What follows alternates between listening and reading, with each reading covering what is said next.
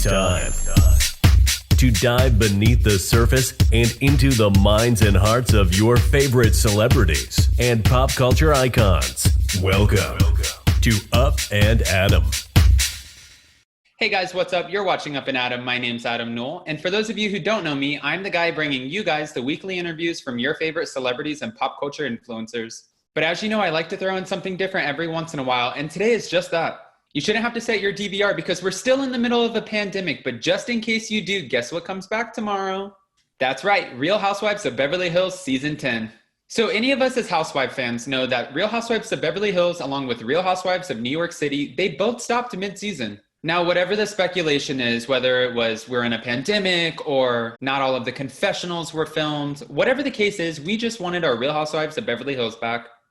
And now we got it. So today I'm just going to give you guys a brief recap. That way you guys can catch up on everything that's happened so far this season. You don't really have to think too much. And then when the new episode premieres tomorrow, you can sit back, sip your champagne, and watch the drama unfold. Where do I start? So obviously we start this season entering into New York Fashion Week, where we get to see Kyle wearing another one of her many hats and participating in one of the fashion shows. You see, Kyle has a fabulous new line that's being premiered at New York Fashion Week called Kyle and Shahida. That wasn't the most exciting thing about Fashion Week, though. This Fashion Week, we got to meet our two new housewives. And sure, one of them doesn't necessarily have a diamond, but she kind of did, and I'll get into that later. But we're excited because we get to meet Garcelle and Sutton. I'm going to start off with Garcelle. For those of you who don't know Garcelle, she's a very talented actress who's no stranger to Hollywood. You may have seen Garcelle in some of our favorite movies and shows, which include The Jamie Foxx Show, Coming to America, and Coming to America 2, which comes out in 2020. And yes, I obviously know that that's this year, so I expect an invite to that red carpet. Let's keep it moving, though, because I'm sure it's just in the mail. Let's talk about Sutton. So when I started off, I said that Sutton had a diamond, and then she kind of had her diamond taken away. What I meant by that, which you can go refer back to my interview with Sutton that I did about a month ago, Sutton was given a diamond to be a full-time housewife. Unfortunately, her ex-husband wasn't willing to budge by letting her children be filmed, and for Bravo, that's a no-go.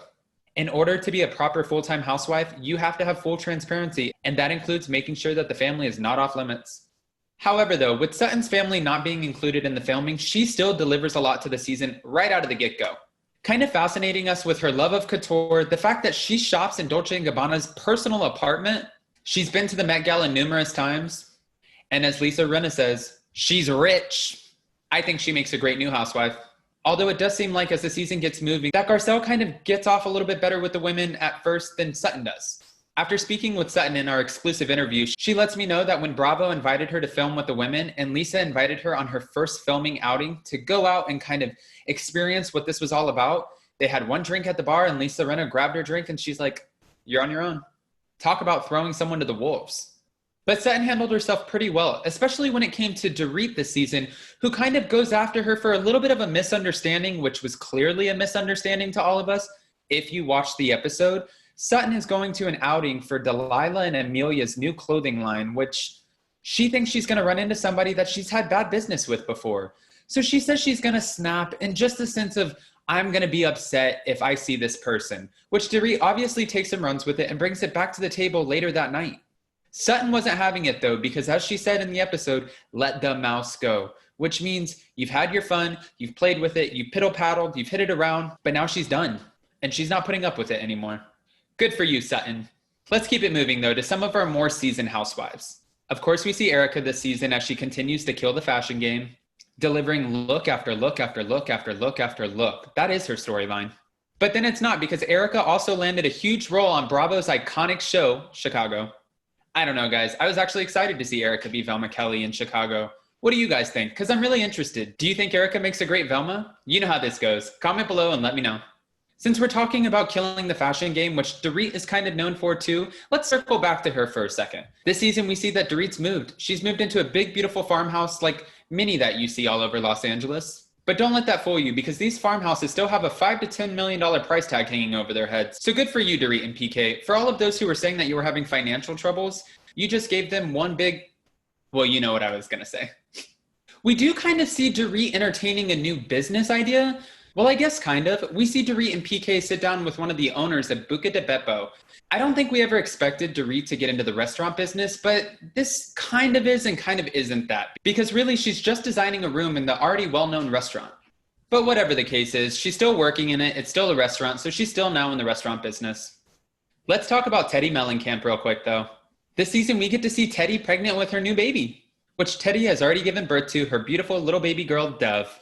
Interesting enough, though, everyone always says that the Real Housewives of Beverly Hills are known for their egos or narcissism or whatever the case is. I don't actually see it, I guess. But Teddi kind of points out during this season that nobody's going to give her special treatment for the fact that she's pregnant. From the fact that she's going on bike rides with everybody, to Erica catering at her office with only shell food, which a pregnant woman can't eat, to Kyle throwing a barbecue with the seats being all the way down to the ground, which that has to be tough for a pregnant woman. I don't know, but Teddi puts up with it pretty well. She's a great sport. Unless you want to talk about the barbecue scene for a second, because Teddi kind of makes it her mission to poke at Denise a little bit during that barbecue. Now, maybe it was because she was sat so low to the ground and she was pregnant at the time, so that could have had something to do with it. Or maybe she was just like, you know what, Denise? I have something to say and you're going to listen. But that's all irrelevant because Denise didn't listen anyways. But I'm glad you brought up Denise because she's one of my favorite housewives. So I'm glad we're talking about her. Thank you for bringing her up.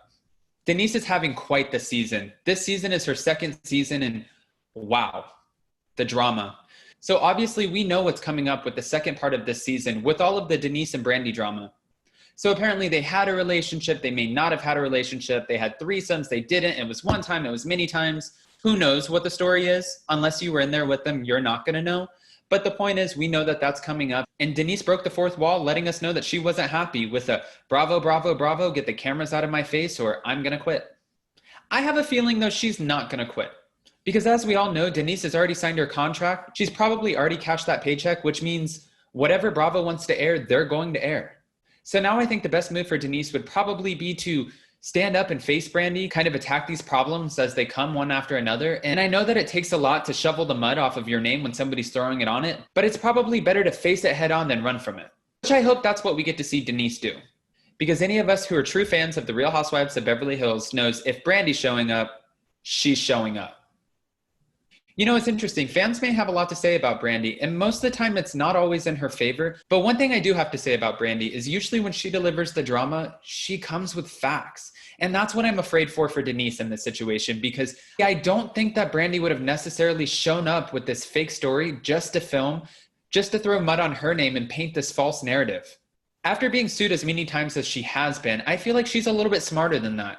Again, that's what makes me a little bit fearful for Denise in this situation. But I really hope we get to see Denise handle this, and I hope it works out in Denise's favor because we all know her past. We all know her Charlie Sheen past and everything that she's been through. She probably doesn't need to go through anymore. And even though you sign up for a reality show, I just don't think that you understand what it's like until you're actually in the situation. So Denise, we're thinking of you. Let's speed things up real quick. Denise invites the ladies over to her house for a little bit of a party. The ladies start talking about threesomes. Denise's kids hear about the threesomes. Denise says that's inappropriate. The ladies feel like last season she said too many inappropriate things, and now she's trying to make up for it by looking like a better mom. Teddi doesn't care if any of the women engage in her wellness retreat. Kyle still has many jobs. Erica's still trying to convince us why she's in love with her husband, Tom. Garcelle's finishing her new house that she was building for her and her boys after finding out that her ex-husband had an affair for years. Sutton's still probably working on getting her ex-husband to let her kids film. Dorit's somewhere setting up her dream kitchen. Oh wait, and then there's Lisa Rinna. I have to say, Lisa Rinna is a little bit of the bone carrier this season. Not like that's any different from prior seasons, but Denise said it right. Lisa's supposed to be her friend, and right now it doesn't seem like she's acting like the best friend. Lisa asked Denise how her kids feel about Charlie always bringing around the hookers for holidays, and that probably hit a soft spot. But of course, moving on from there, Lisa has her private, not so private conversations, knowing that the cameras are in the car with 2 or 3 less housewives each time, where it's almost like a game of telephone. You're passing a little bit of information more and more just to kind of rile everybody up, and then you're obviously going to get an outcome. Lisa Rinna, I just hope it's the outcome that you wanted. Because I don't know if Denise Richards is the one to mess with. But go ahead, Lisa, secure your diamond. Now, since you guys are all caught up on what's happened so far this season of Real Housewives of Beverly Hills, Season 10, Episodes 1 through 9, I'm going to go ahead and just give you a little bit of information of what to expect for the upcoming episodes. Insert still to come. Still to come on this season of Real Housewives of Beverly Hills, we get to see the ghosts of Housewives past. That's right, Brandi, Camille, and Kim show up. Actually, Faye's there too, and I know that she technically wasn't a housewife, but that doesn't stop her from coming around. And that doesn't mean that the women who currently hold their diamonds like the fact that they're around in the first place. Again, obviously Bravo knows what they're doing. Producers know what they're doing. And this is just setting us up to have a more explosive season, which I'm all for. Erica has a no-holds-barred conversation with Aaron. Dorit and Erica continue to kill their looks. Brandi fights for a diamond. And Garcelle calls out the obvious, that in this situation, Lisa Rinna, you are the bad guy. So with that being said, guys, thank you again so much for watching my recap of Season 10, Episodes 1 through 9 of Real Housewives of Beverly Hills. I can't wait to watch the second half of this season with you guys and bring you weekly recap videos just to kind of keep you posted on what's going on. And in the meantime, make sure you check out all of my interviews with your favorite housewives, celebrities, and pop culture influencers. But before we go, make sure you like, comment, and share this video. Subscribe wherever that button is. That way you can keep up with us and our weekly pop culture shenanigans. Bye, guys. Thanks for watching Up and Adam.